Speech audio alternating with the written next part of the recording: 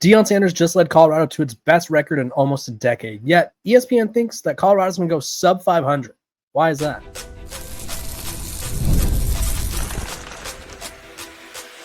You are Locked On Buffs, your daily podcast on the Colorado Buffaloes, part of the Locked On Podcast Network, your team every day. Welcome to Locked On Buffs. Welcome, everyone. I'm your host, Kevin Borba. Today's episode is brought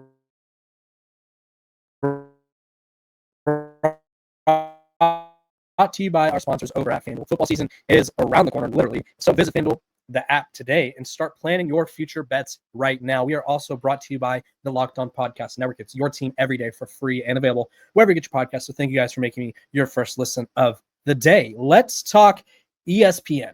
They released their final Big 12 rankings. And I got to tell you, you're not going to like it. I got to tell you, you won't like it if you're a Colorado fan, because they basically are saying Colorado is going to finish sub 500. And let me explain why. While they didn't leave a record prediction, you sort of just do math. And so it's based off the ESPN SP Plus rankings, which does number crunching to give fans an idea of how good their team or bad their team will be. And this is what the rankings divvied out. They had Kansas State 1, Utah 2, TCU 3, and it was by a narrow margin. Texas Tech 4, Arizona State 5, Iowa State 6, Baylor 7, BYU without Jake Retzloff 8, Kansas 9, Colorado 10, and then it was Oklahoma State, UCF, Cincinnati, West Virginia, Arizona, Houston bringing up the rear. But when you hear 10th in the Big 12, and this isn't them necessarily saying like, oh, Colorado's going to go sub 500, but the trends tell us that, right? 23-24 was really the best season, or really the only start of this data point that we could go off of, because the Big 12 up until that point was 10 teams only, right? Then they added Houston, Cincinnati, BYU, and UCF, right? 10th place in a 14-team league was 14, 13, 12, 11, right? 14, 13, 12, 11, 10 was TCU. They went 5-7 overall, 3-6 in conference play.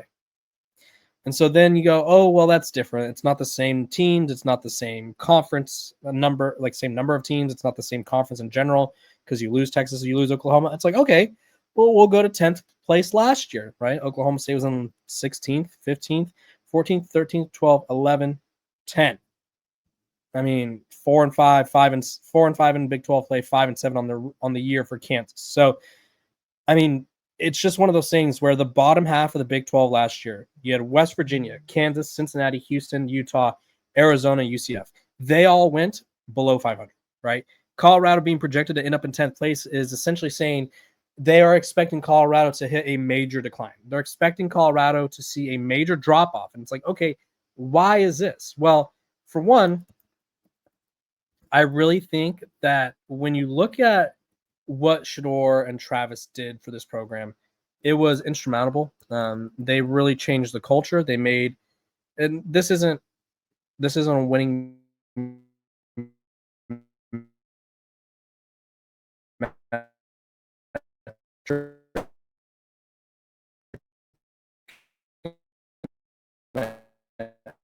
I understand this. I know some people are going to get all hot and bothered about this next comment, but they made Colorado. But when you are a program who, I mean, in recent years has been forgotten, has been sort of irrelevant, if not one of the more irrelevant teams, it makes it difficult to understand how, I guess, where it makes it difficult to climb back into relevancy, I guess is the best way to put it. And Shedeur Sanders and Travis Hunter, I don't know why I have a Southern accent all of a sudden, but they made it cool to go to Colorado. They showed you could have success. That being said, you look at the metrics here, and these are the full rankings. And so this is the breakdown. It's a tempo and opponent-adjusted measure of college football efficiency, a predictive measure of the most sustainable and predictable aspects of college football, not a resume ranking. Along those same lines, these projections aren't intended to be a guess of what the AP top 25 will look like. These are simply early offseason power rankings based on information we've been able to gather. And so one, I think a metric like this doesn't really help Colorado because they're not predictable. This is all predicated on predictability, and Colorado is going to be starting 4 new offensive linemen, a new quarterback, 4 new receivers. Defensively, you lose a great pass rusher in BJ Green. You lose a great corner in Travis Hunter. You lose 2 great safeties. So there's a lot of unpredictability that comes to Colorado. That being said, they ranked overall 49th in terms of the SP Plus rankings. They had a ranking of 5.1. Offensively, they had a ranking of, let's see, a 31.1, and then defensively a 26.0, and then their ST, or their average win, the average W, or average win, also factored in and came in at 6.1, right? So the Buffs are kind of, there's just so much unknown. And I think that's what hurts Colorado in these preseason rankings, because it's like, what are we supposed to predict for this Colorado team? And I have the same issue with Colorado my very first year of Locked On Buffs, which was Coach Prime's first year. It was like, it was so hard to predict how good that team could be because they had 60 transfers. Shedeur Sanders at the time was not like a surefire thing. Like, it was, I think a lot of people believed in him that he could be good, right? With the only sort of metric or person that we could go off of was Cam Ward, and they had 2 different styles. But it was like, okay, it is possible to go from FCS to FBS and thrive. But again, there was so much variables at play where it was like, oh, this is getting difficult, right? And I think this is where Colorado is at again.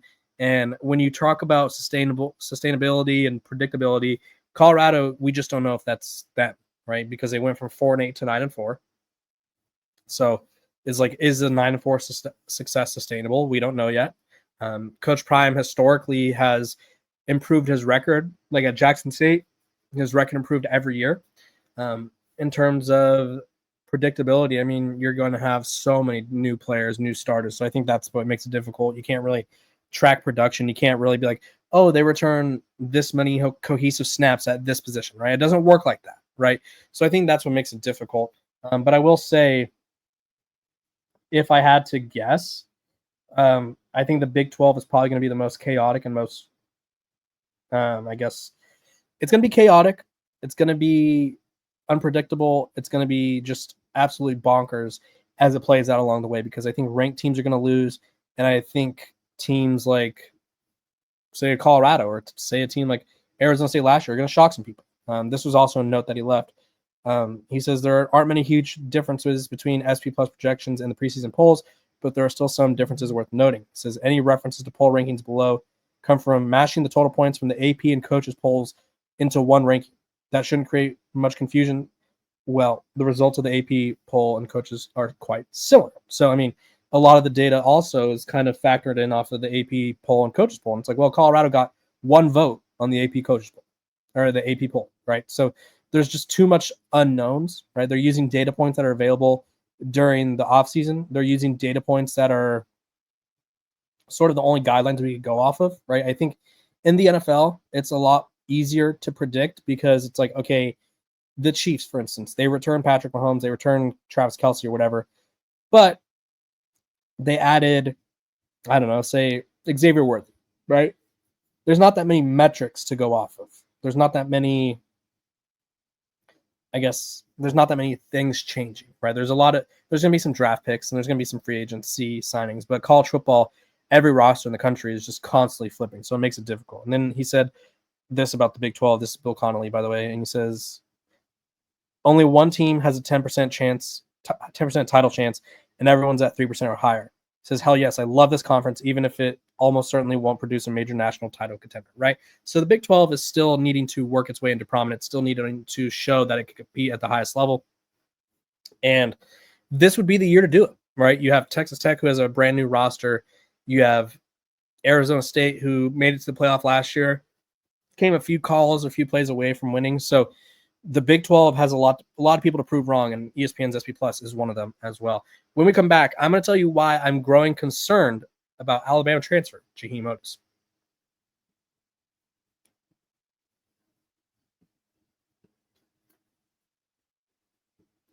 This episode of Locked On Buffs is brought to you by FanDuel.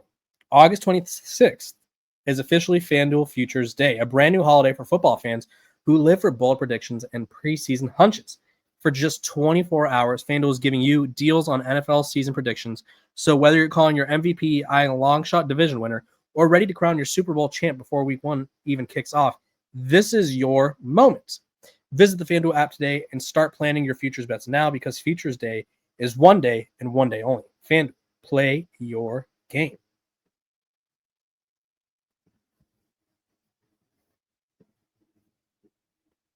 Welcome back to Locked on Buffs. Appreciate you guys for tuning in every single day, making me your first listen of the day. We're free and available wherever you get your podcast. Make sure to like, subscribe, and follow.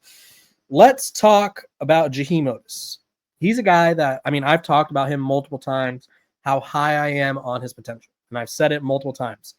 We even had the Locked on Alabama host come on, and he said it as well. All-American potential just has not had the motivation or ability to put everything together, right? And I think this is the one thing, and Danny Cannell made this point on a podcast I was listening to, and he says nowadays with the transfer portal and NIL, when guys leave major programs like Alabama, Ohio State, whatever it may be, in reality, those programs could afford to keep those guys if they want to. So when a player walks, it's A, because the player is not playing, B, no one's leaving Alabama, Texas, Ohio State, those Oregon, the top of the top programs. No one's leaving those for money, right? Because those programs can afford to pay their own guys. That being said, there maybe money is a factor, but it's most likely A, playing time, and B, the program's okay with letting them walk. And that was sort of the vibe that I got from Jaheim Oatis when he left. Enters the transfer portal and was immediately the number one defensive lineman in the portal. Everyone was like, this guy, he just needs to find the motivation, needs to find the passion. And the intel, the sort of footage that we've been seeing out of Boulder lately is not going well for Mr. Oatis, right? I think it was the other day where they had the coaches send up their top guys, which are their main guys, quote unquote main guys. And it was like Caden Salter, Jordan Seaton, Savell Smalls was the tight end. I forgot who went up for receiver, but you get the gist. It was like, who's going to be the starter? Who's going to be the main guy? And for defensive tackle, they sent up Anquin Barnes. And I was all for Anquin Barnes last year. And I think from my understanding, and this isn't me saying this is what the coach has said, he just was not at a playing weight that was sustainable, right? He just wasn't able to play a lot of snaps for them because, for lack of a better term, he was out of shape, right? And Warren Sapp told him, like, if you are above, I think it was 320, 315, you won't play for me. And so he's at 305, and it seems like he's doing just fine.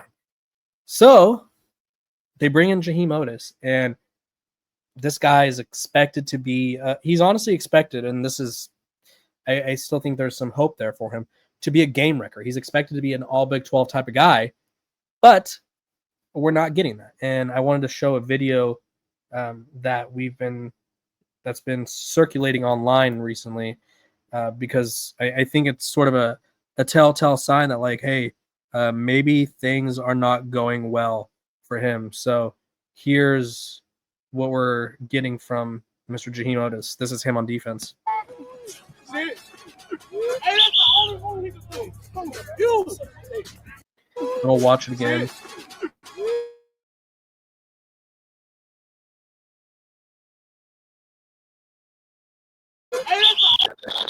Right, and so we're getting this, like, we're getting this lack of effort. We're getting a very mediocre rep. We're getting a very, like, half-hearted attempt. And someone in the background goes, that's the only move he could do, right? And so he immediately gets locked up, and I think that was Carter Lovelace, if I'm not mistaken, on the Northwestern transfer. Immediately gets locked up, sort of gives up on the play, and then someone says that's the only move he could do, right? And then another video surfaces, and I'm not going to post it or not going to share it to you guys. You guys could go look it up. I shared it on the Locked on Buffs X account. It's Gilly talking to him, and I'm going to paraphrase. I'll quote Gilly a little bit. He used some profanity and some other words that I'll never say, and I'm not allowed to say, quite frankly. But he said, this is what a coach told him. Coach talked to a coach, and he said he's one of the most talented MFers on the field by far, but he don't want it. And Gilly was, like, talking to him. He's like, dude, you got 3 kids. Like, you could change your kid's life by going to the NFL. You could set up your family for life. You have the potential to be great, but you're not doing it. you're not trying. And I saw an Alabama reporter. This is actually who I reposted the video from, Clint Lamb of A to Z. A to Z. It was one of those things where he posted it, and the caption was, Colorado fans turn on Jaheim quick. Wow, this is wild. And you could just tell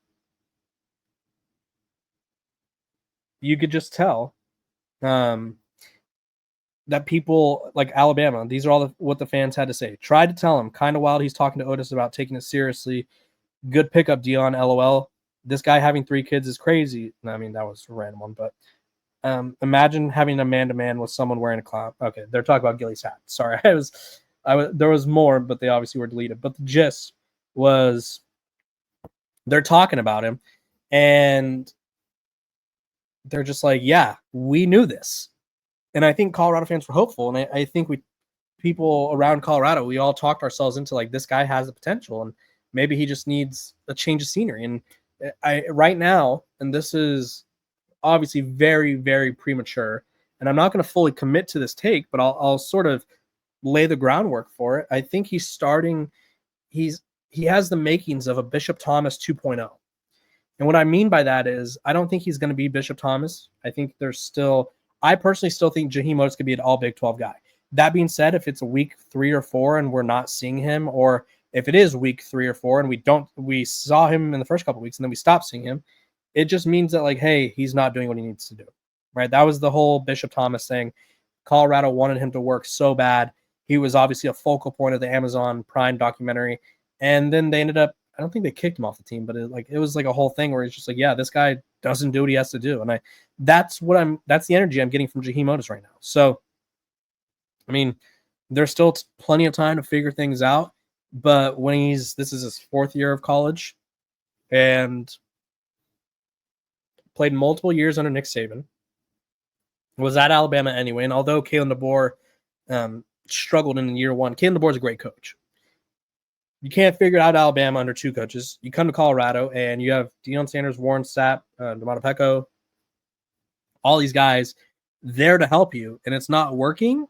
I mean, at some point, you have to look in the mirror. And right now, I think if Colorado fans were to look in the mirror when it comes to Jaheim Oatis, they'd probably be like, yeah,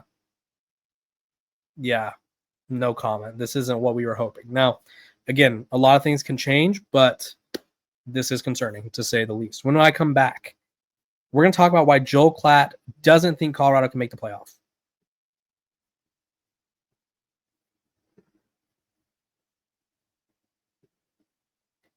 This episode of Locked On Buffs is brought to you by Wayfair. As summer winds down, there's something nice about getting back into a routine you love, and Wayfair makes it easy to set yourself up for the season ahead. From bedding and linens to storage solutions for every room, Wayfair is your one-stop shop to refresh your home. I just bought a house and I needed a desk, right? I'm about to move to that house very shortly here. And I bought a desk off Wayfair. It looks amazing. Was easy to set up, great price.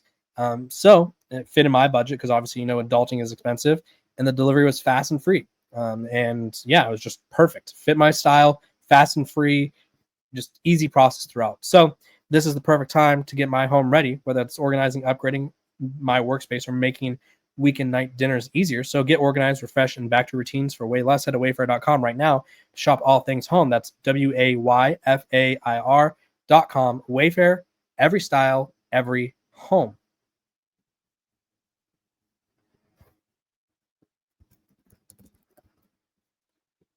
Welcome back to Locked On Buffs. Appreciate you guys for tuning in every single day, making me your first listen of the day. Let's talk Joel Klatt, former Colorado legend, quarterback for the Buffs. He was talking about, can Deion Sanders and Colorado make it to the playoff? And he says he doesn't see it happening this year. He said on the field, quote, on the field, it's been 2 straight years that they've improved in the win column pretty drastically. They went +3, then +5 in the win column the last 2 years. But you've got to replace your quarterback, Shedeur Sanders. Coach Prime has never been the head coach of a team that didn't have Shedeur Sanders, which I feel like everyone keeps saying this, but if people remember, 2021, Shedeur Sanders was not he was not on the Jackson State football team, and Coach Prime was, or 2020, excuse me, the COVID year, and Coach Prime was the coach. I don't understand that, but that's what we keep saying. But either way, for that COVID shortened season, but either way, we keep saying that he hasn't coached Shedeur, which for the most part is kind of true. He says you have to replace the do everything Heisman winner Travis Hunter. Do you have someone who could do that? No, obviously not. But I do know that Colorado has gotten better in the foundational areas of their program that these two players masked the last couple of years. They got much better on the offensive and defense line. They were first in sacks defensively a year ago, but unfortunately they were last in sacks given up on the offensive side. I think that'll improve because Shedeur held the ball quite a bit because his belief in himself led to him holding the football. And then he also said there's a standard at Colorado. They improved from 124th in scoring defense to 42nd last year. Robert Livingston has done an excellent job as their defense coordinator, but they're going to have to replace too many players. So that's why I did not pick them. Plus, they have a tough schedule. Tough opener against Georgia Tech, road game at Kansas State and Utah, and the second half is tough. So, I mean, those are pretty much the reasons that Joel Klatt has laid out that he doesn't think Colorado will make a playoff run. And I understand it, right? I think there's a lot of changes. And, I mean, at the end of the day, until we see Colorado field a good offensive line, until we see Colorado field a good run game, until we see them field just a consistent roster where it's not like, hey, we need you two to be superheroes, I think people are going to have their doubts, right? So it doesn't shock me that Joel Klatt is saying they won't make the playoff. That being said, assuming Coach Prime sticks around, assuming Juju Lewis is here next year and the year after that, I think that Colorado has a playoff run in their future. I think this year would be tough. I think the Big 12 is very deep, and this is probably not the year to sort of go from viewed as being a middle of the pack team to the top of the pack, right? I think there's just a lot of teams that are going to be really good this year in the Big 12, so I think it'd be difficult. But next year, if Colorado returns some core play, like they have Jordan Seaton coming back, Juju Lewis, they're probably going to have both Millers coming back, or at least one of them. The running back situation is always a little murky, but Colorado is due to take a big step, I think, next year. I think 2026-27 is when we'll see Colorado in the playoff, right? I think right now there's a lot of changes that I need to see them unfold. The Big 12 is competitive and deep, so I don't think it'll happen just yet, but I do think Colorado will be in the mix for the Big 12, just not the playoff just yet. So I kind of agree with Joel Klatt for the most part, but I will say I do think Colorado's due for a playoff run eventually. So comment below, what year do you think Deion Sanders will lead the Colorado Buffaloes to the playoff? Because I think Colorado is due for a playoff run in the next couple of years. They can continue to add top transfer talent that is multi-year players and continue to bring in blue chip recruits at key positions. Let me know what you guys think in the comment section. This has been another episode of Locked on Buffs. I'm your host, Kevin Borba, and I will see you guys tomorrow.